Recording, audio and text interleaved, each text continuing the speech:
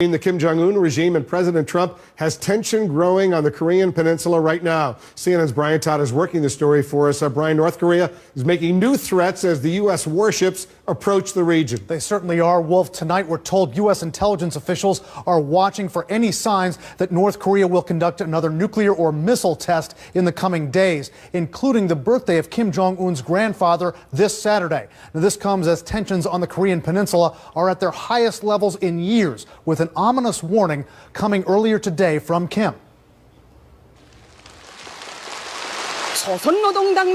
A stunning new look tonight at the public facade of the brutal North Korean regime. Kim Jong-un, in newly released video, strutting center stage at a gathering of his hand-picked elites, who dutifully applaud the dictator.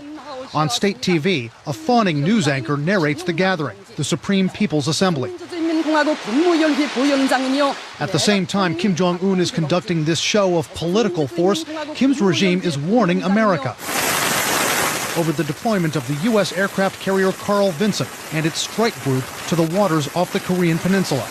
Calling it an act of aggression, a regime statement hand-delivered to CNN says, quote, if the U.S. dares to choose a military option, the DPRK is willing and ready to react to any mode of war desired by the U.S. I think it's North Korea essentially saying, look, we are pursuing nuclear weapons for a reason. This is exactly why. You are the world's most powerful nuclear power. If you dare to strike us, we will strike back. A U.S. defense official tells CNN the carrier group was sent to patrol near North Korea because of Kim's recent provocations. His missile tests and tests of engines for intercontinental ballistic missiles. Tonight, CNN is learning more specific information about what the U.S. carrier group could do off North Korea's coast if ever ordered to strike. Analysts say the Vincent strike group has 2 destroyers and a cruiser with more than 300 combined missile tubes. They carry the same types of Tomahawk missiles the U.S. fired into Syria and could shoot down some North Korean missiles if they're test fired. The CG-47, the Lake Champlain, this smaller ship on the right, carries over 100 vertical launch missiles. Some of those would be equipped to be able to interdict a shorter or medium-range ballistic missile. Will those American warships be ordered to shoot down North Korean missiles if they're test-fired while the carrier group is nearby? Pentagon officials won't comment. But the movement of the warships comes as President Trump tweets, North Korea is looking for trouble, and that if China doesn't help, quote, we will solve the problem without them. Experts worry tonight about a point of no return for the tough-talking leaders of the U.S. and North Korea. The two leaders could indeed be headed for a collision course, essentially a game of chicken. And many worry that once they're on this path, there's no U-turn or left turn or stop. And don't look for China to help steer the two leaders off that path, despite President Trump's messages to China, even saying that a Chinese trade deal with the U.S. would be better for Beijing if it helps with North Korea. The Chinese president has made no promises of specific action to rein in Kim Jong-un. Wolf? Brian, how vulnerable is that U.S. aircraft carrier strike force to a potential North Korean attack if Kim's regime decides to go after it? Well, Wolf, there are 3 things that Kim could throw at that carrier group. He could throw ballistic missiles, attack planes, and submarines. But one weapons expert tells us the Vincent strike group is ready for all 3. He says North Korea's missiles are not sophisticated enough to hit the carrier group before they would be blasted out of the sky. North Korean planes wouldn't stand a chance against the American attack planes on the carrier. And he says the U.S. would deploy attack submarines along with the carrier group, which could detect and take out North Korean subs, which this expert says are very noisy. Brian Todd reporting for us. Thanks very much, Brian. A final story for us tonight, the cost of President Trump's...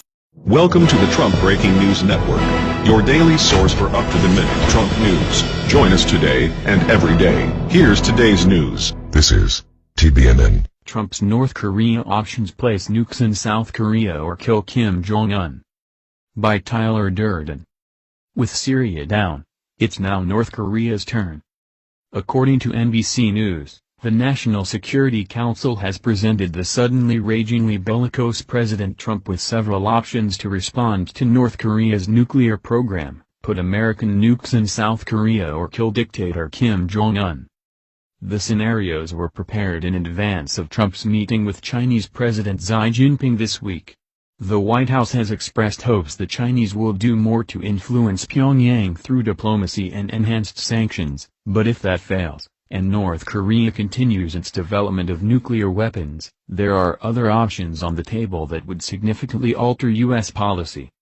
While General John Hyten, the commander of U.S. Strategic Command, maintained on Wednesday that any solution to the North Korea problem has to involve China, a senior intel official told NBC he doubted U.S. and China could find a diplomatic solution to the crisis. "We have 20 years of diplomacy and sanctions under our belt that has failed to stop the North Korean program," said the official involved in the review.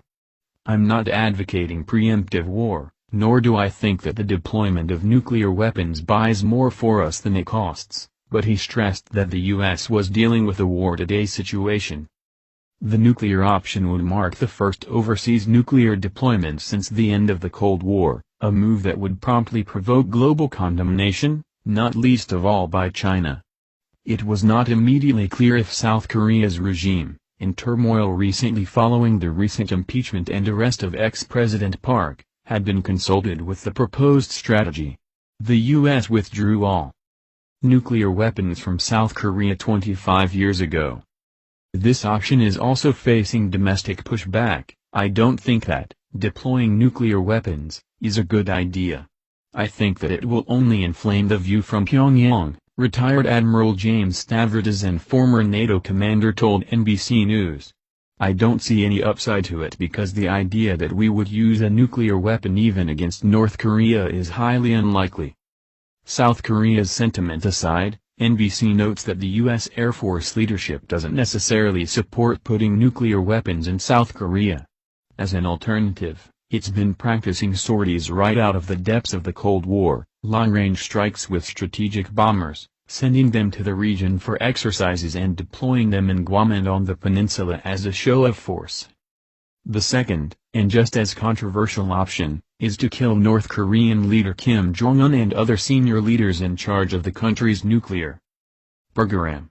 "The overt regime overthrow option has huge downsides," said Mark Lippert, the former U.S. ambassador to South Korea, who also served as an assistant defense secretary under President Barack Obama.